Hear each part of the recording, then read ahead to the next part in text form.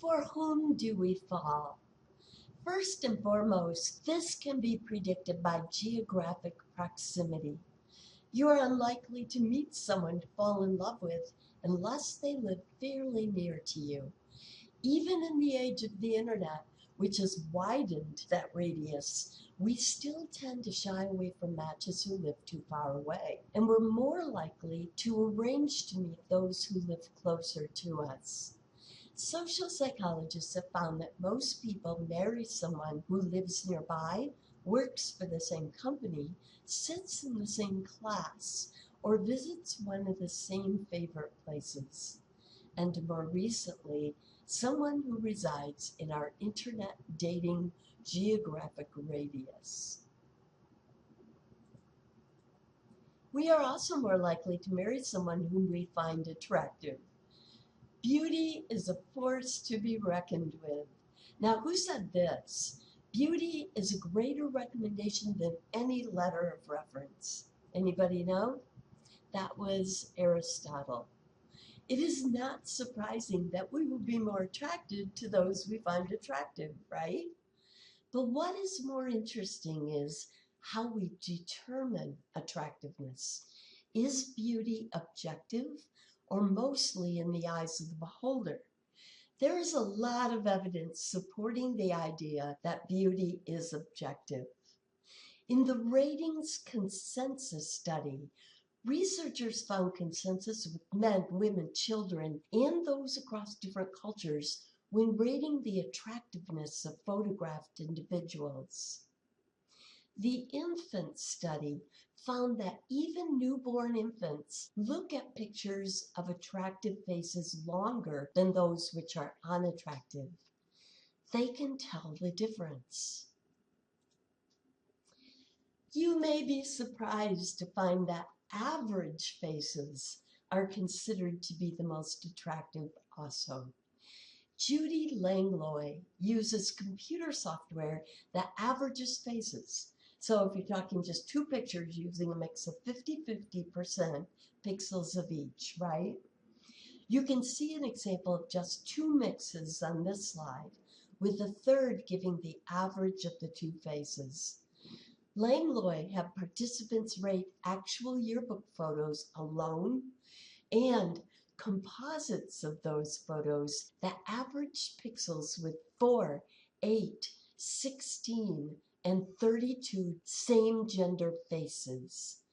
Time and time again, people choose the one that had been averaged 32 times, the most times. In other words, they chose the most average of the faces.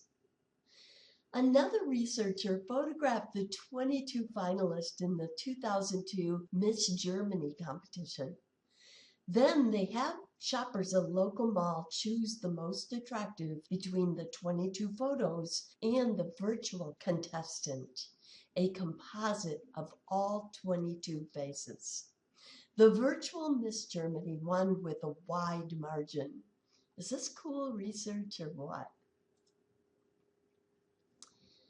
This averaging of faces on a computer is called morphing.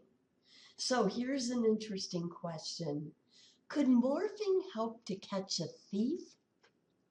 Researchers from Iowa State University recently volunteered to use morphing software to answer this question. If there are multiple eyewitnesses to a crime, would it help to average their sketches of the perpetrator's face? They found that yes, in most cases, the morphs looked more like the actual target than any of the individually advised sketches. So across culture, we find that average faces are considered attractive. Also, symmetrical faces. Symmetry is actually a cue for things like health, fitness, and fertility. Now, most of us do not have very symmetrical faces. Take a close look at the two pictures on this slide. Which do you feel is the most attractive? The one on the left shows an actual face of an individual. The one on the right was made by duplicating the left side of the face placing that on the right as the mirror image. So the face is perfectly symmetrical. Most find the perfectly symmetrical photo more attractive than the true one. Yes, you can try this at home using your favorite picture of yourself. Make it perfectly symmetrical using the same method, then compare it with your original photo. The color red in the context can also affect how attractive we find someone, believe it or not, at least in Western cultures. A large group of males rated the attractiveness of this woman. The pictures of this woman are identical, except some saw her with the red background and some with the tan one. She was rated as significantly more attractive with the red background. This didn't work with other color backgrounds. There is just something about the color red. In many ways, we are conditioned to think of red as romantic or attractive in our culture, especially around what holiday? Valentine's Day. So most Valentine cards are red. Red hearts are used as symbols for love, etc. So for the most part, beauty is objective. But there are just a few exceptions of subjective influences too. Different cultures come up with different ways to enhance beauty, right? Like face painting, plastic surgery, scarring, wearing makeup, tattooing, teeth filing, piercing, etc. What is taught to be attractive through cultural learning can be repulsive to those from another culture. Also, have you ever noticed that a relatively unattractive person can seem to grow more attractive right in front of your eyes as you get to know them when they have strong, likable characteristics? Here's a really great clip on this phenomena from an interesting independent film that is called Happy Thank You More Please.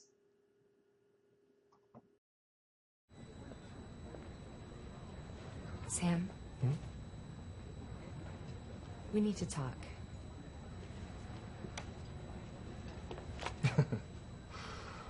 You mean the talk where you tell me how great I am, but you can't get involved, and it's not me, it's you, and you're damaged, and you wish you could, and...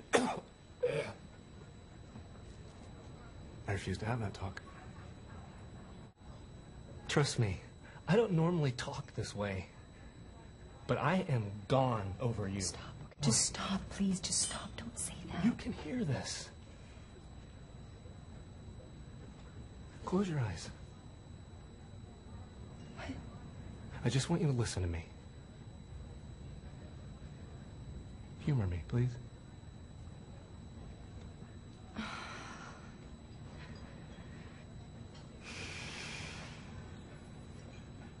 It's not easy to be adored.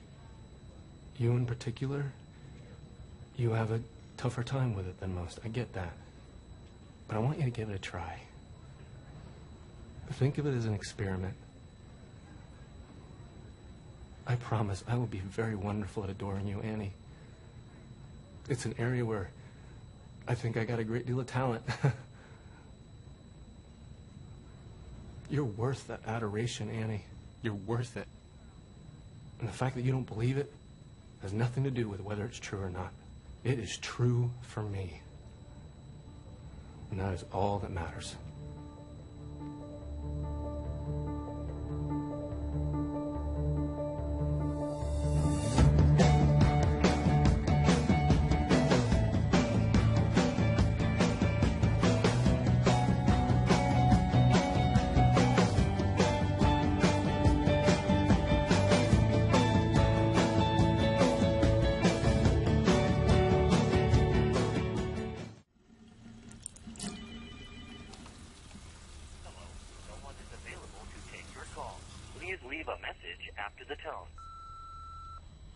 All right, I'm guessing you're there, but you're sad and you can't be bothered. But I have a tale to tell, Samuel, and you need to hear it. So listen up. The scene. Dinner with number 2. Trying to cut him loose. No such luck. So get this. You know how people say beauty's on the inside? Well, that's total bullshit. Beauty is on the outside, and I love me some beauty. I mean, who doesn't? But here's the crazy thing, Sammy boy. I'm listening to Sam number 2. Listening, because he made me close my eyes. So hot. And he's making a total case for me and him to be an item. And as he's talking, it's like the molecules on his face must have rearranged themselves, because I open my eyes and suddenly I am in front of the most beautiful, gorgeous man. Like a total hottie. Who knew?